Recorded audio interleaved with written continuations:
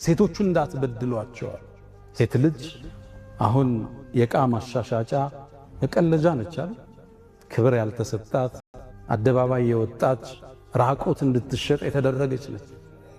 ታገቢኛለሽ ወይ ብሎ ተንበርክኮ ይጠይቃትና በእንብርክክ ከቤት ያስወጣታል በአመት። ሴት ልጅ መቀለጃ የሆነችበት ዘመን ላይ እንገኛለን።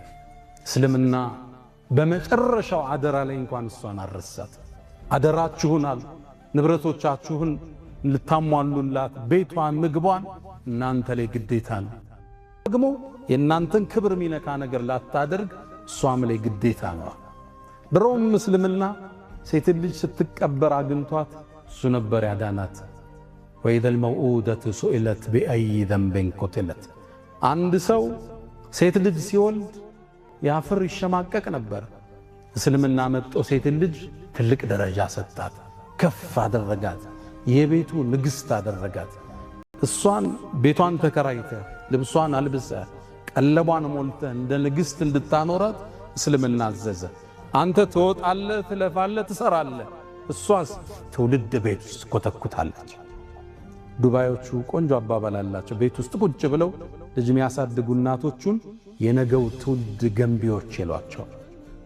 ታላቁ ኡስታዝ በለው የአገሪቱ ጠቅላይ ሚኒስትር በለው ቤት ነው ተኮትኩቶ የሚወጣው። የሱ አናጭ እሷ ነች።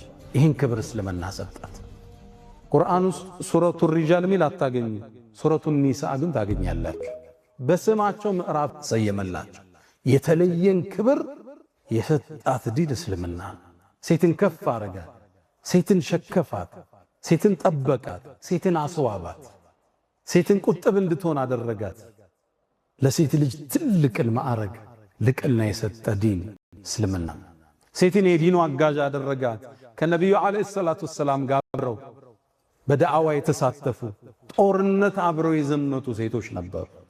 አብረው እኮ ነው የዘመቱት። ሰሃቦቹ ሲወድቁ እኮ ነርሱ ነው የሚያክሙት የሰሃባ ሴቶች ናቸው። ጦርነቱ በጣም ሲብስ የሰው ቁጥር ሲያንስ ገብተው የሚጋፈጡት ሴቶች ናቸው። ልብ በል ጦርነት ነው፣ ሂጃብ ይገለጣል፣ ራቁት መሆን አለ። ይገባችኋል? ይሄን ተጋፍጠው ይሄን ዲን ከፍ ያደረጉት የነብዩ ሰሐቢያቶች ሴቶች ነበሩ። እሑድ ጦርነት ላይ ኡሙ አማራ ትታወሳለች አይደል? ሰልፉ ተገለጠ፣ ሰሐባው ተበታተነ። ከነብዩ ስትከላከል የነበረችው ኡሙ አማራ ነች። ወደ ቀኝ ይዞራል ይላል ነብዩ አለይሂ ሰላቱ ወሰላም፣ እሷን እንጂ ሌላ ላይ። ወደ ግራ ስዞር እዚህ ተስፈንጥራ መጣ፣ እሷ ነው ያለችው። ከፊት ለፊቴ ሲመጣ ኡሙ አማራ ነች። የሚወረወረውን ቀስት በእጇ ተመልሰው ነበር። ተገረሙ ነብዩ አለይሂ ሰላቱ ስትወረውር ቀስቷ ይስትል ቀስት ከሌላ ተቀብለው ለሷ ይሰጧት ነበር። ጦርነቱ ሲያበቃ አስጠሯት። አንቲ ኡሙ አማራ ምትፈልጊኝ ጠይቂኝ አላት። ልብ በል ይሄ ጥየቃ ምትፈልገው ነገር ሊመለስበት ጥየቃ ነው። ዱንያን አልጠየቀች። የአላህ መልእክተኛ ከርሶ ጋር በጀነት ጎረቤት ልሆናለች። ሴቶች አሁን አዳራሽ ላይ ሴት በዛ ወንድ በዚህ ሲሆን የሚያወግዝ ዲኑ ያልገባው ወጣት ታገኛል። ሴቶች አዳራሽ ላይ አይደለም የጦርነት ሜዳ ላይ አብረው የተሳተፉበት ዲን ነው። እክትላጥ እናወግዛለን። አንዱ በአንዱ ውስጥ ለየብቻ ሆኖ ግን መቀመጥ ከዲኑ ጋር ሊጋጭ አይደለም። ሴቶች ናቸው ያስተማሩት። እናታችን አይሻ ሙዓሊመቱ ሪጃል ወልአጅያል ትባላለች። ትውልድ ያነጸች ሰሃባ ሰብስባ ያስተማረች እናታችን አይሻ ነች። በሶስተኛ ደረጃ የነብዩን ሐዲስ ካስተላለፉት ሰሃባዎች ውስጥ አንዷ እናታችን አይሻ ነች። ሴቶች በእስልምና ከፍታን አገኙ።